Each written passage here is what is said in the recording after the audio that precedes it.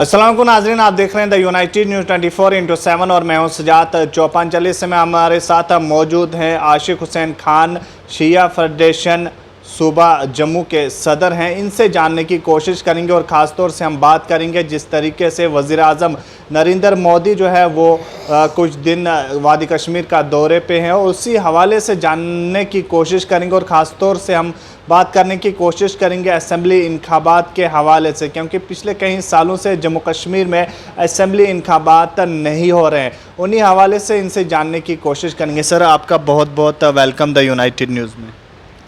चौपान साहब, आपका भी बहुत बहुत शुक्रिया कि आपने मुझे यहाँ दावत दी इस मौजू पे बोलने के लिए।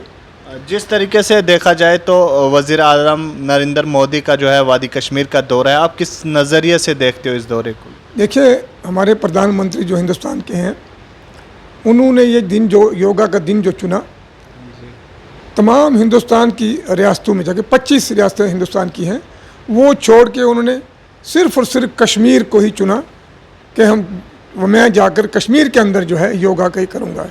इससे ये ज़ाहिर होता है कि प्रधानमंत्री कश्मीर के, जम्मू कश्मीर के तय कितने संजीदा है और उनको कितना लगाव है कश्मीर के साथ, मोहब्बत है। इससे तो ज़ाहिर ये होता है, वरना बहुत सारी और रियासतें वहाँ करते वो, यहाँ करना उसका मतलब है कि यहाँ एक मैसेज देना चाहते थे वो कि जो यहाँ के काफ़ी अरसे से जो यहाँ रियासत जम्मू और कश्मीर के लोग जो 30-35 सालों से जो ये परेशानियाँ मुसीबतें झेल रहे हैं, उनके साथ शेयर करने को यहाँ आए। और जो उन्होंने यहाँ ऐलानात किए, बहुत सारे प्रोजेक्टों पर जो उन्होंने कहा ऐलान कर दिए कि ये प्रोजेक्ट हम लगाएंगे और यहाँ के आवाम को जो है रोज़गार मिलेगा या सहूलियात मिलेंगी, तो वो तो बहुत अच्छा है, उसका मैं वेलकम करता हूँ। ये बड़ा खुशाइन कदम है उनका। मगर बेसिक चीज़ को वो हमारे हिंदुस्तान की सरकार जो है, या तो हमारी जो यहाँ की एडमिनिस्ट्रेशन है, जो यहाँ के जो उनके गवर्नर साहब हैं या बाकी जो अमला है, वो प्राइम मिनिस्टर साहब को और होम मिनिस्टर साहब को सही पिक्चर जो है वो रिपोर्ट्स वगैरह सही नहीं पहुँच पा रही हैं, जिसकी वजह से थोड़ा गैप जो है कश्मीर की आवाम, जम्मू कश्मीर की आवाम जो है उनसे दूर होती जा रही है। ये किस तरीके का गैप है? क्या कुछ?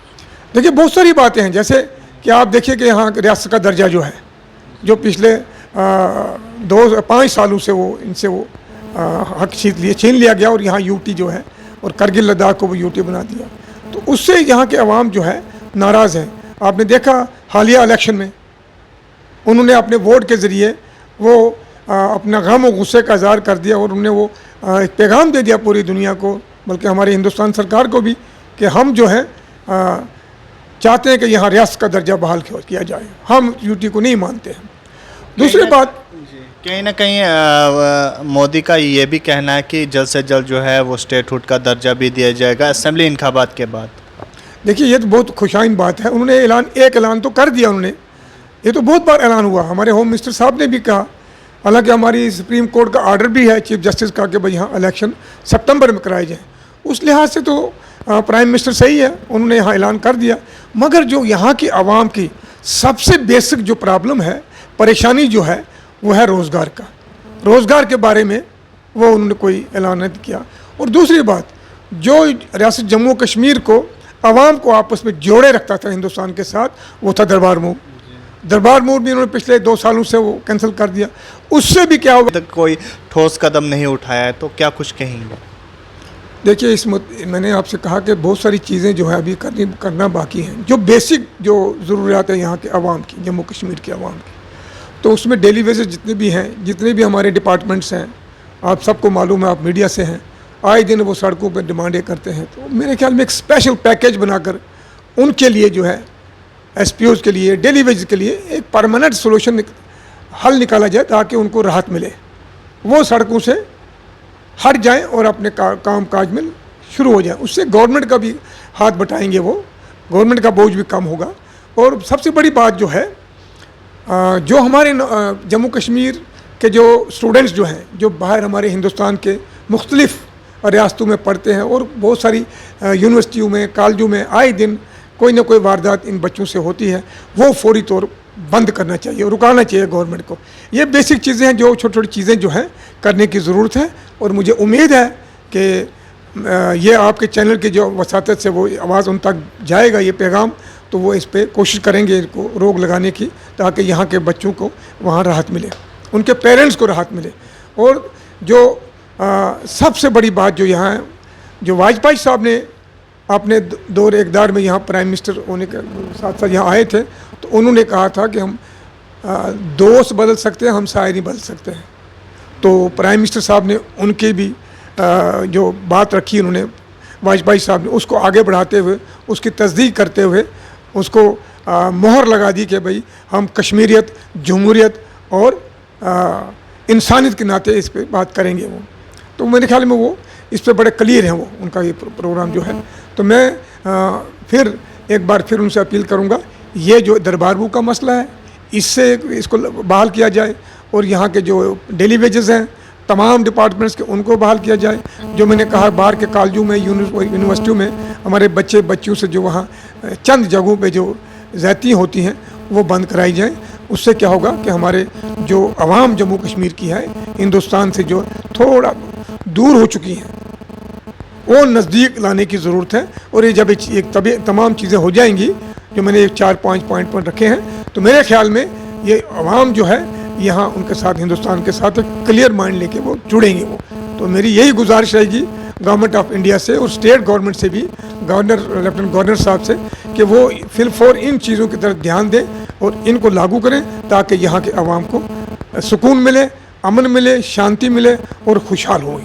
कहीं ना कहीं अगर बात की जाए तो असेंबली इंतखाबात अभी नहीं करवाए जा रहे हैं जम्मू कश्मीर में, आखिर वजह क्या है, कारण क्या है? एक तरफ होम मिनिस्टर अमित शाह ने भी ये कहा था कि सुप्रीम कोर्ट ने ये कहा है कि 30 सितंबर से पहले जम्मू कश्मीर में असेंबली इंतखाबात होंगे, ताहम अभी तक कोई रद्दमल नहीं निकल।